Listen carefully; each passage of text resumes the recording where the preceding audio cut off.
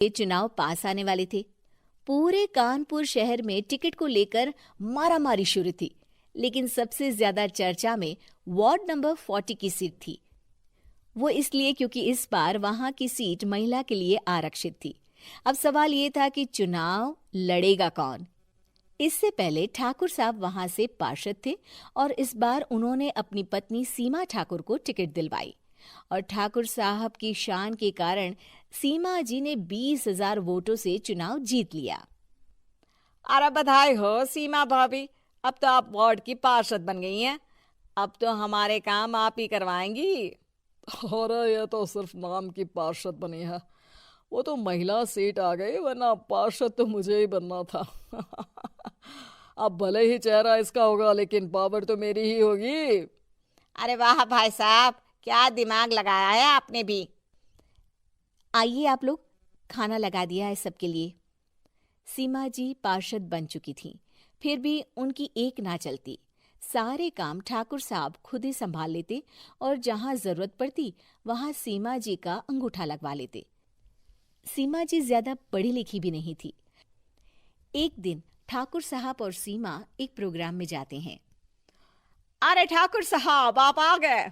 ओहो, पार्षद मैडम भी आ गई हैं। स्वागत है आप दोनों का। लगता है हमारे पार्षद फंड का सही इस्तेमाल हो रहा है। चलिए अब उद्घाटन करते हैं। ये लीजिए ठाकुर साहब कैची, आप ही सबसे पहले प्रवेश कीजिए। सब लोग आगे निकल जाते हैं और सीमा जी पार्षद होने के बावजूद भी पीछे खड़ी रह जाती हैं। वो देखती हैं कि वेलकम बोर्ड पर उनका नाम है, लेकिन महिला होने के कारण कोई उनका सम्मान नहीं कर रहा। अगले दिन एक आदमी उनके घर आता है। अरे ठाकुर साहब नमस्कार। कल ना हम नोटिस किए कि हमारा घर तो अवैध है और नगर निगम वाले उसे तोड़ने आ रहे हैं। अरे कुछ कीजिए ना ठाकुर साहब। देखो भाई, मैं तो ज्यादा कुछ कर नहीं सकता, पर अगर तुम सबकी जेब गर्म कर दो तो कुछ हो सकता है। कुल मिलाकर 4 लाख लगेंगे। अरे 4 लाख ठाकुर साहब? अरे भाई, मैं अपने लिए नहीं मांग रहा हूँ। दरोगा है, इंजीनियर बाबू है, बड़े साहब है, सबको देना पड़ता है ना थोड़ा थोड़ा। बोलो है मंजूर? तभी वहां अचानक सीमा जी आ जाती हैं। अरे ये आप क्या कर रहे हैं? पहले इन्हीं लोगों से तो आपने वोट मांगे, अब इनसे ही पैसे ले रहे हो। अरे चुप रहो तुम। तुम्हारा काम है सिर्फ अंगूठा लगाना, तुम वही किया करो। मुझे दूसरे काम तुम मत सिखाओ, समझी? और तुम ना जाओ, अब पैसे लेकर आओ, वरना जेसीबी किसी भी वक्त आती होगी। सब कुछ ऐसे ही चलते रहता है। एक दिन सीमा जी और ठाकुर साहब को एक लोकल मीटिंग में बुलाया जाता है। वहां पर कई और अधिकारी लोग भी मौजूद रहते हैं। अब मैं चाहूंगा कि ठाकुर साहब हमारे बीच 2 शब्द कहें।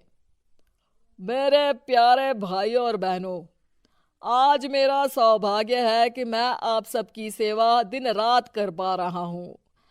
आपने मेरी पत्नी को भारी मतों से जिताया है, इसलिए मैं आप सभी का शुक्रगुजार हूं। मैं आप सबसे वादा करता हूं कि हमेशा की तरह हमारे वार्ड में किसी को कोई तकलीफ नहीं आने दूंगा। सभी लोग तालियां बजाने लगते हैं।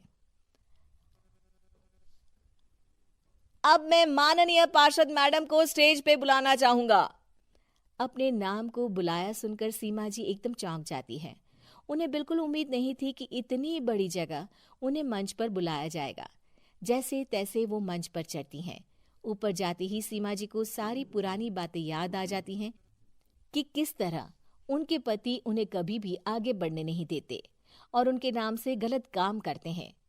वो बोलने लगती हैं। मैं आपके वार्ड की पार्षद सीमा हूं। आप में से बहुत कम लोग ही मुझे जानते होंगे, क्योंकि इससे पहले मुझे कभी ऐसा मौका ही नहीं मिला।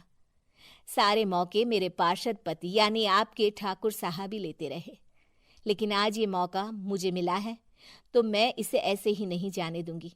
मैं आपको ये बताना चाहती हूँ कि आपके ठाकुर साहब मेरे नाम की आड़ में गैर कानूनी काम करते हैं, जिस पर अंगूठों के निशान मेरे होते थे।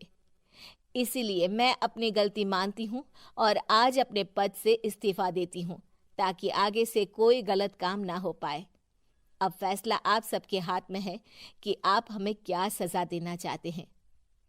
सीमा जी की बातें सुनकर ठाकुर साहब के चेहरे का रंग उड़ जाता है और वो शर्म से मुंह नीचा करके वहां से चले जाते हैं और पद से इस्तीफा देकर ही सही सीमा जी अपने आप में आत्मविश्वास महसूस करती हैं।